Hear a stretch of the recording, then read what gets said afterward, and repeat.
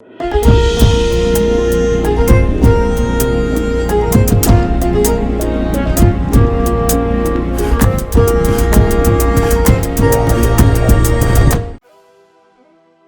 ጤና ይስጥልን የተከበራችሁ የፈታ ዴይሊ ቤተሰቦች የሰዓቱን መረጃ ይዘን ተገኝተናል። እንደተለመደው አንኳር ጉዳዮችን በቅድሚያ በማስተዋወቅ ወደ ዝርዝሩ እናልፋለን። በጠቅላይ ሚኒስትሩ የምስራቅ አፍሪካ ጉዳዮች አማካሪና በቀድሞ የትግራይ ክልል ፕሬዝዳንት አቶ ጌታቸው ረዳ የሚመራው ስምረት ፓርቲ በዛሬው ዕለት ይፋዊ መግለጫ ሰጥቷል። ስምረት የህወሓት ሞት ተቃርቧል ሲል ባሰፈረው መልእክቱ የተናበበ ትግል ጥሪ አቅርቧል። የአዲስ ጦርነት ዝግጅት አለ ሲል ስምረት ማሳሰቢያ ሰጥቷል። ይዘነዋል። ለአዲስ ወደብ ከፍ ያለ ርብርብ እየተደረገ ነው። ጠቅላይ ሚኒስትር አብይ አህመድና የሁለት ሀገራት መሪዎች መክረውበት አንዳች አይነት መፍትሄም እንዲገኝለት ጥረቶች ተጀምረዋል። የትኛው ወደብ ምን አይነት ጥረት የሚለውን በተመለከተ ጥንቅራችን የሚያደርሳችሁ መረጃ ይኖራል። የኤርትራው ፕሬዝዳንት ኢሳያስ አፈወርቂ ለጀነራሉ ዛቻ ምላሽ ሰጥተዋል። ጦሩ ላይ መወሰድ አለበት ስላሉት እርምጃም አቅጣጫ አስቀምጠዋል። ጥንቅራችን መረጃውን ያደርሳል። የህንዱ ጠቅላይ ሚኒስትር ናሬንድራ ሞዲ አዲስ አበባ ገብተዋል። ጠቅላይ ሚኒስትሩ በቦሌ ዓለም አቀፍ አውሮፕላን ማረፊያ ሲደርሱ ደማቅ አቀባበል ተደርጎላቸዋል። በኤርፖርቱ ተገኝተው አቀባበል ያደረጉላቸው ጠቅላይ ሚኒስትር አብይ አህመድ ናሬንድራ ሞዲ ራሳቸው እያሽከረከሩ ሲወስዷቸውም ታይተዋል። የምሽቱ ጥንቅራችን ከሚዳስሳቸው መረጃዎች መካከል ነው። በየሁለት ሳምንቱ የሚደረገው የብሔራዊ ባንክ የዶላር ጨረታ ውጤት በዛሬው ዕለት ተካሂዷል። 12ኛ በሆነው ጨረታ በውጤቱም $1 154.7747 ብር መሸጡ ታውቋል። የባለፉት ሁለት ጨረታዎች ተቀራራቢ መጠን ያለው የምንዛሬ ዋጋ የታየበት ሲሆን ከባለፈው አንጻር $1 37 ሳንቲም ጨምሯል። ባንኩ በሁለቱ ጨረታዎች $50 ሚሊዮን የቀረበ ሲሆን በ37 ሳንቲም የምንዛሬ ልዩነት በአሁኑ ከባለፈው የ18 ሚሊዮን ብር ልዩነት ያለው ብር አግኝቷል። መረጃው ዝርዝር አለው። የኢትዮጵያ ዜጎች ለማህበራዊ ፍትህ ኢዜማ ፓርቲ በመጪው ሀገር አቀፍ ምርጫ ላይ ለመሳተፍ መወሰኑን ዛሬ አስታውቋል። ፓርቲው በመግለጫው በአማራና ትግራይ ክልል እወዳደራለሁ ብሏል። ለብልጽግና ማሳሰቢያ፣ ለተቃዋሚ ፓርቲዎች ደግሞ ምክርና ጥሪ አሰምተዋል። ኢዜማ በአገሪቱ እየተተገበረ ያለው የትምህርት ፖሊሲ ባለቤትነቱ የኔ ነው፣ የብልጽግና አይደለም ሲል ተሰምቷል። መግለጫውን የምንመለከት ይሆናል።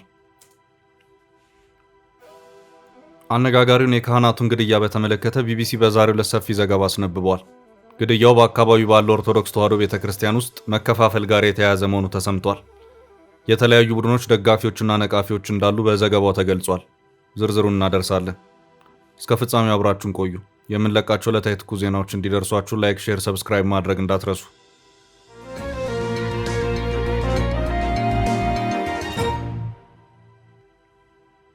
የእነ ደብረ ጽዮን መጨረሻ ተቃርቧል። ጌታቸው ረዳ በጠቅላይ ሚኒስትሩ የምስራቅ አፍሪካ ጉዳዮች አማካሪና በቀድሞ የትግራይ ክልል ፕሬዝዳንት አቶ ጌታቸው ረዳ የሚመራው ስምረት ፓርቲ በዛሬው ዕለት ይፋዊ መግለጫ ሰጥቷል። ስምረት የህወሓት ሞት ተቃርቧል ሲል ባሰፈረው መልእክቱ የተናበበ የትግል ጥሪ አቅርቧል። የአዲስ ጦርነት ዝግጅት አለ ሲል ስምረት ማሳሰቢያም ሰጥቷል። ስምረት ፓርቲ ሙሉ ዕውቅና ካገኘ በኋላ የምክር ቤቱ የመጀመሪያ መደበኛ ጉባኤ በትላንትናው ዕለት መካሄዱን መግለጫው ገልጿል። የስምረት ፓርቲ ምክር ቤት የመጀመሪያ መደበኛ ጉባኤ ከመስራች ጉባኤ በኋላ በተከናወኑ የፓርቲና የፖለቲካ እንቅስቃሴዎች ላይ ያተኮረ መሆኑን መግለጫው ገልጿል። ስምረት በዚህ ጉባኤ በሰባተኛው ሀገራዊና ክልላዊ ምርጫን፣ የተፈናቀሉ ዜጎች ጉዳይ ላይ እንዲሁም የትግራይ ክልል አንድነትን በተመለከቱ ጉዳዮች ላይ መክሬያለሁ ብሏል። በቀድሞ የትግራይ ክልል ጊዜያዊ አስተዳደር የሚመራው ፓርቲ የፖለቲካና የፓርቲ መርሃ ግብሮችና በሚቀጥሉ 6 ወራት ውስጥ ባሉ ሌሎች የውስጥ ፓርቲ ተግባራት ላይ በጥልቅ ተወያይቻለሁ ሲል አመልክቷል። የስምረት ፓርቲ ምክር ቤት የመጀመሪያ ስብሰባ በኋላ ወደ ህዝባዊ የፖለቲካ ትግል እንዲገባ ውሳኔ መተላለፉ ተመልክቷል። በአባሎቻችን በሌሎች የለውጥ ፈላጊ አካላት በትግራይ ለውጥና ሰላም እንዲመጣ በማስተባበርና በመሳተፍ ላይ ላለው ህዝብ ለከፈሉት ተነሳሽነት፣ ትጋትና ዋጋ ከፍ ያለ ክብር አለን ያለው መግለጫው ትግሉ ተጠናክሮና ተደራጅቶ ይቀጥላል ሲል አመልክቷል። ስምረት በዚህ ፈጣን ለውጥ ለማምጣት በተጀመረው ውጥን ሁሉም የለውጥ አራማጆችና የሰላም ኃይሎች በተለይም የትግራይ ህዝብ የተደራጀና የሚነበብ ትግል እንዲያካሄዱ ጥሪ አቅርቧል። በትግራይ ውስጥ የድክመቶች ሁሉ ዋና ምንጭ ሆነው ኋላ ቀር ቡድንና አጋሮቹ የጥፋት ጦርነት ሊከፍቱ እየተዘጋጁ መሆናቸውን ሁሉ የሚገነዘበው ሀቅ ነው ያለው ፓርቲው ይህ ቡድን የትግራይን ህዝብ ህልውና የሚጻረርና የህዝባችንን ጥቅምና እሴት የሚያጠፋ ነው ሲል ከሷል። ህዝባችን ይህን ኋላ ቀር ቡድን በማስቆም ህልውናውንና ደህንነቱን ለማረጋገጥ የተቻለውን ሁሉ እንዲያደርግ ስምረት ጥሪውን ያስተላልፋል ሲል አክሏል። ይህ ቡድን የሚሞትበት ቀን እየተቃረበ በመሆኑ ለትግራይ ህዝብ ህልውናና ሰላም የሚታገሉ ኃይሎች በሙሉ ተናበውና ተደራጅተው እንዲታገሉና የድርሻቸው እንዲወጡ ስምረት ፓርቲ አጽንኦት ሰጥቷል።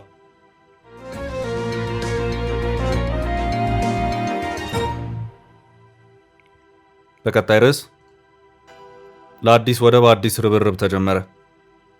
ለአዲስ ወደብ አዲስ ርብርብ የተጀመረ መሆኑን የሚያመለክት አዲስ መረጃ ወጥቷል። ወደ ርብርብ የተገባባት ኢትዮጵያን ጨምሮ በ3 ሀገራት ነው። እነዚህም ሀገራት ኢትዮጵያ፣ ኬንያ እና ደቡብ ሱዳን ናቸው። ደቡብ ሱዳንና ኢትዮጵያ ወደብ አልባ የሆኑ የኬንያ ጎረቤት ሀገራት ሲሆኑ ሌላኛው የኬንያ ጎረቤት ሀገር ኡጋንዳም ወደብ አልባ ሀገር ናት። ኬንያ በ3 ወደብ አልባ ሀገራት ማለትም በኢትዮጵያ፣ ኡጋንዳ እና ደቡብ ሱዳን ስትከበብ የደቡብ ሱዳን ህዝብ 13 ሚሊዮን፣ የኢትዮጵያ ህዝብ 130 ሚሊዮን እንዲሁም የኡጋንዳ ህዝብ ደግሞ 50 ሚሊዮን ነው። የሶስቱ በኬንያ ዙሪያ ያሉ ሀገራት ጠቅላላ ህዝብ ቁጥር በድምሩ ወደ 200 ሚሊዮን እየተጠጋም ይገኛል። ኬንያ ይህንኑ የወደብ ገበያን በሚገባ ለመጠቀም ላሙ የተቀናጀ ወደብ ፕሮጀክትን እየሰራች እየገነባች ሲሆን ይህ ወደብ ባቡርን፣ የፍጥነት መንገድንና ሌሎች በርካታ መሰረተ ልማቶችን አካቶ የያዘ ኮሪደር ነው። ይህ ግዙፍ ወደብ የኬንያን ብቸኛ የሞምባሳ ወደብ ወደ 2 የሚያሳድገው ሲሆን የላሙ ወደብ ግንባታ በዋነኝነት ታሳቢ ያደረገው ወደብ አልባ የኬንያ ጎረቤቶችን ነው። ዛሬም ድረስ በሰፊ ግንባታ ላይ ያለው ላሙ ወደብ ግንባታው የሚያካትተው የወደብ ግንባታን ብቻ ሳይሆን ከፍጥነት መንገድ እስከ ባቡር ትስስር በመሆኑ የጠየቀው የግንባታ ካፒታል ከፍተኛ ሆኗል። በዚህም የላሙ ወደብ ግንባታ ፍጥነት በታሰበው መልኩ አለመሄዱን ዘገባዎች ሲያመላክቱ ቆይተዋል። ከዚሁ ጋር በተያያዘ በዛሬው ዕለት አንድ መረጃ ያስነበበው አፍሪካ ኢንተለጀንስ ወደብ አልባዎቹ ኢትዮጵያና ደቡብ ሱዳን ኬንያ ይህንን ግዙፍና እጅግ የዘመነ ወደብ በአፋጣኝ ገንብታ እንድትጨርስ ጫናዎቻቸውን እያሳረፉ መሆኑንም አስታውቋል። ኬንያ ይህንን ግዙፍ የተቀናጀ የወደብ ግንባታ ለማጠናቀቅ የገጠማት ፈተና የፋይናንስ ችግር መሆኑን ይኸው የአፍሪካ ኢንተለጀንስ ዘገባ አክሎ አመላክቷል። በዚሁ ዙሪያም ጠቅላይ ሚኒስትር አብይ አህመድ፣ የኬንያው ፕሬዝዳንት ዊሊያም ሩቶ እና የደቡብ ሱዳኑ ፕሬዝዳንት ይኸው መሃል ላይ አቅም እያነሰ የመጣውን የላሙ ግዙፍ የተቀናጀ ወደብ ልማት ኮሪደር ተመልሶ ወደ ግንባታ ሂደት የሚገባበትን ሁኔታ ለመፍጠር የጋራ ጥረት ማድረግ መጀመራቸውን ይኸው የአፍሪካ ኢንተለጀንስ ዘገባ አክሎ አመልክቷል።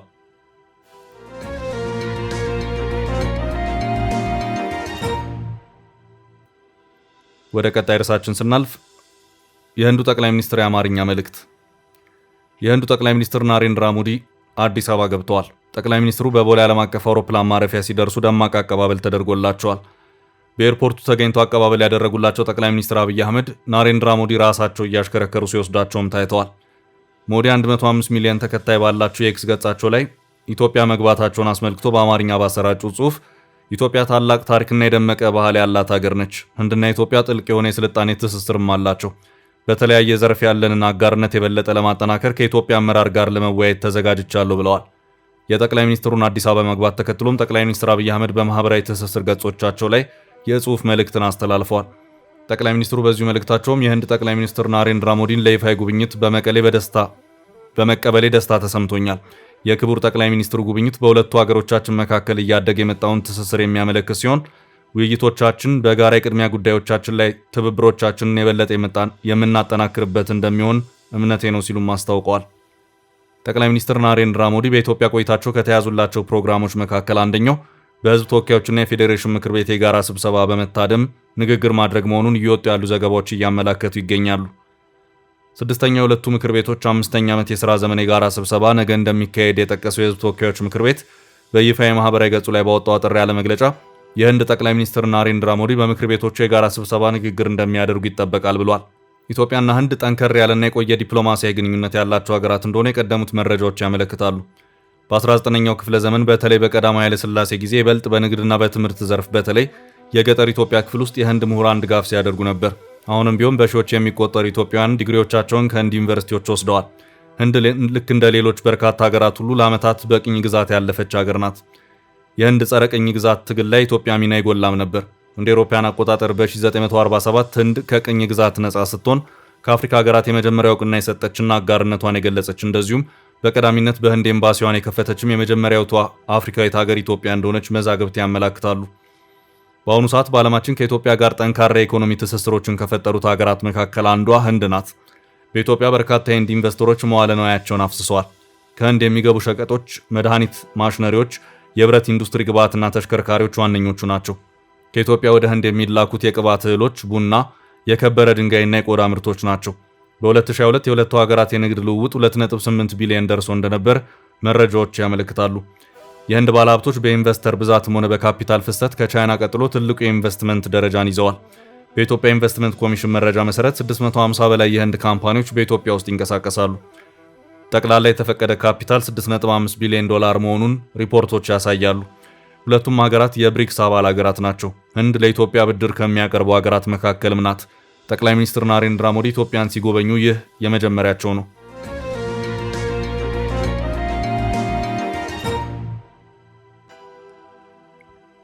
ወደ ቀጣይ ርዕስ አለፍን። ጦሩ ላይ እርምጃ ይወሰድ ኢሳያስ። የኤርትራው ፕሬዝዳንት ኢሳያስ አፈወርቂ ለጀነራሉ ዛቻ ምላሽ ሰጥተዋል። ጦሩ ላይ መወሰድ አለበት ስላሉት እርምጃም አቅጣጫ አስቀምጠዋል። የኤርትራው ፕሬዝዳንት ኢሳያስ አፈወርቂ ሰሞነኛውን የሳውዲ አረቢያ ጉዟቸውን በተመለከተ ባደረጉት ቃለ ምልልስ ላይ በጀነራል መሐመድ ሐምዳን ዳጋሎ የሚመራው ፈጥኖ ደራሽ ኃይል ላይ ሊወሰድ ይገባል ያሉትን እርምጃ ገልጸዋል። በተከታታይ በሱዳንና ሳውዲ ምክክር ላይ የሰነበቱት ፕሬዝዳንቱ የፈጥኖ ደራሽ ኃይል የመሳሪያ ድጋፍ ምንጭን ማድረግ ይገባል ሲሉ ነው ያሳሰቡት። ኢሳያስ የሱዳንን ጦርነት ለመቋጨት የፈጥኖ ደራሽ ጦሩን የጦር መሳሪያ ድጋፍ ምንጭ ማድረግ ያስፈልጋል ሲሉ ከአልታይር ጋዜጣ ጋር በነበራቸው ቆይታ አንስተዋል። ፕሬዝዳንቱ ከጋዜጣው ጋር በነበራቸው ቃለ ምልልስ ላይ በሱዳን ያለውን ጦርነት ለማስቆም ማንኛውም ጥረት መጀመር ያለበት የፈጥኖ ደራሽ ኃይሎችን ትጥቅ ከማስፈታት ነው ብለዋል። ይህ ባልሆነበት የተኩስ አቁም ጥሪው ትርጉም የለሽ ነው ሲሉ ኢሳያስ ገልጸውታል። ኢሳያስ ይህን ያሉት በጀነራል መሐመድ ሐምዳን ዳጋሎ የሚመራው ጦር ኤርትራን ጨምሮ የግብፅ አየር ማረፊያዎችን እንደሚመታ ከዛተ በኋላ ነው። ጦሩ ይህን ማስጠንቀቂያ የሰጠው ከኤርትራ ምጽዋ አየር ማረፊያ ድሮኖች እየተነሱ ጥቃት ሰንዝረውብኛል በሚል ክስ እንደሆነ ይታወሳል። ግብፅና ኤርትራም በጀነራል አብዱልፈታህ አልቡርሃን ለሚመራው ሱዳን ብሔራዊ ጦር ድጋፍ ያደርጋሉ በሚል ሲከሰሱ ቆይተዋል። ኢሳያስ ከሳውዲ አልጋ ወራሽ መሐመድ ቢን ሰልማን ጋር በሪያድ ያደረጉትን ውይይት ተከትሎ ከአልታይር ጋዜጣ ጋር ባደረጉት ቃለ ምልልስ በሱዳን እየተባባሰ የመጣውን ቀውስ፣ የአፍሪካ ቀንድ ወታደራዊ ኃይል እንዲሁም የቀይ ባህር በቀጠናው ጸጥታ ላይ ስላለው ስትራቴጂካዊ ሚና ማንሳታቸው ነው የተገለጸው። የኤርትራው ፕሬዝዳንት ኢሳያስ አፈወርቂ የሱዳን ጦርነት በውጫዊ ጣልቃ ገብነት እየተራዘመ እንደሚገኝ ጠቅሰው ዘመናዊ ጦር መሳሪያዎችና የውጭ ተዋጊዎችን ከአጎራባች ግዛቶች በየብስ በባህርና በአየር ኮሪደሮች ወደ አርኤስኤፍ በተከታታይ እየገቡ ይገኛሉ ሲሉ ከሰዋል። ኢሳያስ በዚሁ ቃለ ምልልሳቸው ከሱዳን ባሻገር ከሊቢያ ጋር የተያዙ የጦር መሳሪያዎች ዝውውርና የየመንን የመንግስት አንድነት የሚያናጉ እንዲሁም ጥልቅ የውጭ ተጽዕኖን የሚጋብዙ ቀጠናውን አለመረጋጋት የሚያቀጣጥሉ እርስ በርስ የተሳሰሩ ግጭቶችን ስጋት እየናረ መምጣቱን አሳስበዋል። የቀይ ባህርና የአፍሪካ ቀንድ ደህንነት የጋራ ዓለም አቀፍ ኃላፊነት መሆኑን ገልጸው ዘላቂ መረጋጋት የሚረጋገጠው ግን የውጭ ጣልቃ ገብነት ሲያበቃና ቀጠናዊ ጉዳዮችን በቀጠናው ሀገሮችና ህዝቦች መምራት ሲቻል ብቻ ነው ሲሉ የኤርትራው ፕሬዝዳንት ተናግረዋል። ይህ በእንዲህ እንዳለ ኢሳያስ ወደ ሳውዲ ከማቅናታቸው አስቀድመው ባለፈው ሳምንት መጀመሪያ በፖርት ሱዳን ከጀነራል አብዱልፈታህ አልቡርሃን ጋር መምከራቸው የሚታወስ ነው። በአንድ ወር ጊዜ ውስጥ ለሶስተኛ ጊዜ አስመራን ለቀው የተጓዙ ፕሬዝዳንቱም ብዛም ባልተለመደ መልኩ ከሀገር ሀገር እየተዘዋወሩ ምክክር ላይ ቆይተዋል። ይህ ተከታታይ ምክር ከኢትዮጵያ ጋር ያለው ሽኩቻ ባየለበት መሆኑ የፕሬዝዳንቱ ጉዞዎች ልዩ ትኩረት እንዲያገኙ ምክንያት ሆኗል። ኢሳያስ በሱዳን ከጀነራል አልቡርሃን ጋር መክረው ወደ ሳውዲ አቅንተው ከተመለሱ በኋላ በትላንትናው ዕለት እንዲሁ አልቡርሃን ወደ ሳውዲ አቅንተዋል።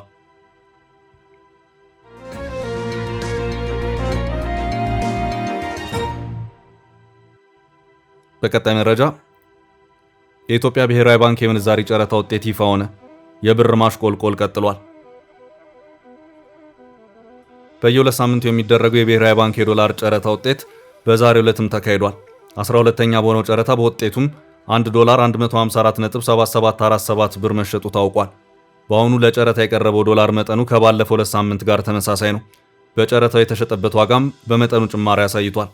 ከባለፈው ጨረታ አንጻር ዋጋው በ0.3754 የኢትዮጵያ ብር ማለትም 37 ሳንቲም ጭማሪ የታየበት ሆኗል።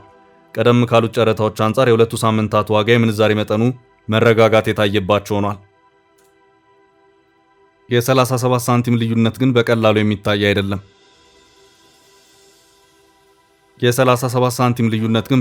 የሚታይ አይደለም። ከ1 ዶላር በላይ ብር ምንዛሬ አንጻር ከተመለከትነው 100 ዶላር ባለፈው ጨረታ 15439.93 ብር ሲሸጥ በአሁኑ 15477.47 ብር ማለትም የ37.54 ብር ልዩነት አለው። ዶላሩን ወደ 1000 ከፍ ካደረግነው ደግሞ 370 ብር ልዩነት ያሳያል። ታዲያ ባንኩ በጨረታው 1 ዶላርን በ154.3993 ብር ሲሸጥ ከአጠቃላይ ለጨረታ ካቀረበው 50 ሚሊዮን ዶላር ደግሞ ከባለፈው ማለትም ከ11ኛው ዙር ጨረታው በ18.77 ሚሊዮን የበለጠ ተጨማሪ ብር ያገኘበት ሆኗል። ባለፉት 2 ወራቶች የብር ከዶላር አንጻር ያለው አቅም ጋር ሲነጻጸር ግን ሁለቱ ሳምንታት በአንጻራዊነት የዋጋ መረጋጋት የታየበት ነው። ባለፉት 2 ወራቶች በነበረ የምንዛሬ ሂደት ብር በ11 በመቶ እየተዳከመ መጥቷል። በዛሬው ዕለት በተደረገው የዶላር ጨረታ የተሳተፉ ባንኮችም ከባለፈው ሳምንት ጋር ሲታይ መጠናቸው ቀንሷል። ዛሬ በጨረታ ሂደቱ 13 ባንኮች የተሳተፉ ሲሆን ቀደም ባለው ሳምንት ግን 17 ባንኮች ተሳትፈው ነበር። በዚህም የምንዛሬ ጨረታ አንድ የአሜሪካ ዶላር ዋጋ በአማካኝ 154.7747 ብር ሆኖ ተጠናቋል። ብሔራዊ ባንክ ቀድሞ ባወጣው መርሃ ግብር መሰረት በቀጣይ 2 ሳምንት ውስጥ ተመሳሳይ ጨረታውን እንደሚያካሂድ መረጃው አመላክቷል።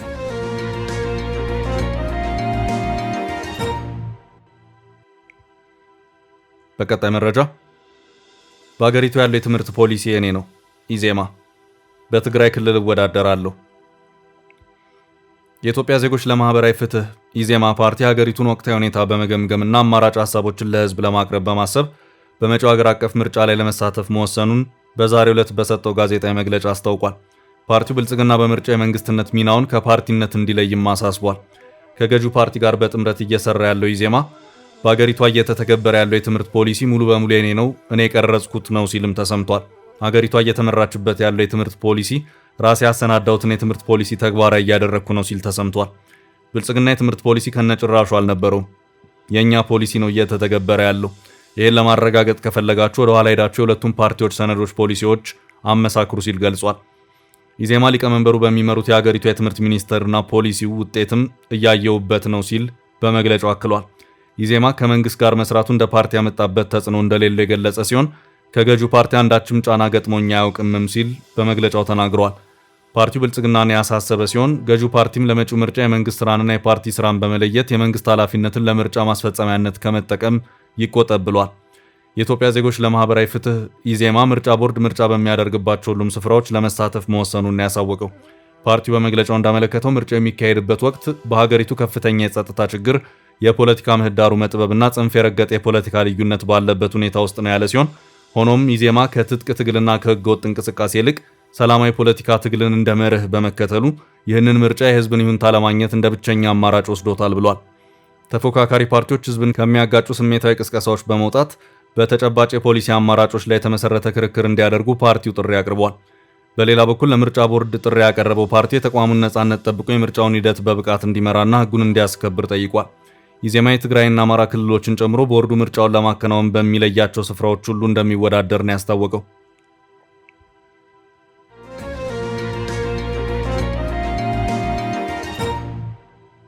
በቀጣይ ርዕስ በአነጋጋሪ ካህናቱ ግድያ ይፋ የሆነው ሚስጥር። አነጋጋሪውን የካህናቱን ግድያ በተመለከተ ቢቢሲ በዛሬው ዕለት ሰፊ ዘገባ አስነብቧል። የኢትዮጵያ ኦርቶዶክስ ተዋሕዶ ቤተክርስቲያን አባቶች በታጣቂዎች ከተገደሉ ቀናት ቢቆጠርም አስክሬናቸው እንዳልተገኘ ዘገባው ገልጿል። ህዳር 21 ቀን 2016 ዓ.ም ቀሳውስቱ በሃራቶ ማርያም ቤተክርስቲያን ዓመታዊ ክብረ በዓል ታድመው ወደ ሻምቡ ከተማ እየተመለሱ ሳለ ነበር መኪናቸው በታጣቂዎች እንዲቆም ከተደረገ በኋላ ወደ ጫካ ተወስደው የተገደሉት። በጉዞ ላይ አብሯቸው ከነበሩ ቀሳውስት አንደኛው በጅማ ገነቴ አካባቢ ቅድስት ማርያም ክብረ በዓል ነበር። ከስነ ስርዓቱ ስንመለስ 9 ሰዓት አካባቢ ታጣቂዎች አስቆሙን ሲሉ ለቢቢሲ ተናግረዋል። እኚህ የዓይን እማኝ በመኪና ተሳፍሮ የነበሩት 20 ሰዎች እንደሆኑ ገልጸው ከ20ዎቹ መካከል 10ሩን አስወርደው ወደ ጫካ ወሰዷቸው፣ የተቀሩት በበቆሎ ማሳ ውስጥ ተበታትነው በመሮጥ አመለጡ ብለዋል። ቄሱ እንደገለጹት ታጣቂዎቹ በሻምቡ ከተማ መግቢያ ላይ መንገድ ዘግተውና ስናይፐር መሳሪያ ይዘው ነበር።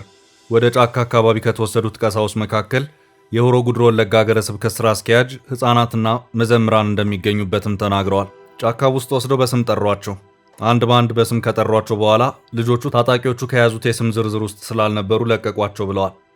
አራቱ ሰዎች የሆሮ ጉድሮ ሀገረ ስብከት ዋና ኃላፊ መልአከ ኤዶም ቀሲስ ድጉማ ዱፋ፣ ቄስ ቀነና ጊዲሳ፣ ቄስ ደሳለኝ ነሞምሳና ቄስ ባቡሽን ሲሉም በስም ጠቅሰዋል። ታጣቂዎቹ የኦሮሞ ነጻነት ሰራዊት አባላት ናቸው ሲሉም ተናግረዋል። መንግስት ሸኔ የሚለውና በሽብር ቡድንነት የተፈረጀው የኦሮሞ ነጻነት ሰራዊት ከእገታዎችና ከግድያዎች ጋር በተያያዘ በተደጋጋሚ ተጠያቂ ቢደረግም ክሶቹን ያስተባብላል። አሁን ከተፈጸመው ግድያ ጋር በተያያዘ በቀረበበት ክስ ላይም ምላሽ አልሰጠም። ከቀሳውስቱ መካከል 2ቱ ታግተው መለቀቃቸውን የዓይን እማኙ ገልጸዋል። ቄስ ድጉማ ዱፋና ቄስ ደሳለኝ ነሞምሳ ደግሞ መገደላቸውን የተገኘው መረጃ እንደሚያመለክት አክለዋል። ታጣቂዎቹ 2ቱን ቀሳውስት ከገደሉ በኋላ 2ቱን አርብ ዕለት ለቀዋቸዋል ብለዋል። ለቀሳውስቱ የመታሰቢያ ስነ ስርዓት በቤተ ክርስቲያኗ የተደረገ ሲሆን የቀብር ስነ ስርዓታቸው እንዳይፈጸም ግን አስክሬናቸው እንዳልተሰጣቸው ገልጸዋል። ሌላ በሆሮ ጉድሮ ወለጋ የሚያገለግሉና ለደህንነታቸው በመስጋት ስማቸው እንዳይጠቀስ የጠየቁ ቀሲስ ግድያው የታቀደ እንደነበር ተናግረዋል። ውድ ቤተሰቦቻችን ለዛሬ ያዝንላችሁን ርዕሰ ጉዳዮች እዚህ ላይ ቋጨን። ላይክ፣ ሼር እና ኮሜንት በማድረግ ለቻናላችን ድጋፋችሁን መግለጽ እንዳትዘነጉ እያልን ከሌሎች መረጃዎች ጋር ደግመን እስክንገናኝ ቸር ያሰማን ስንል ተሰናበትን።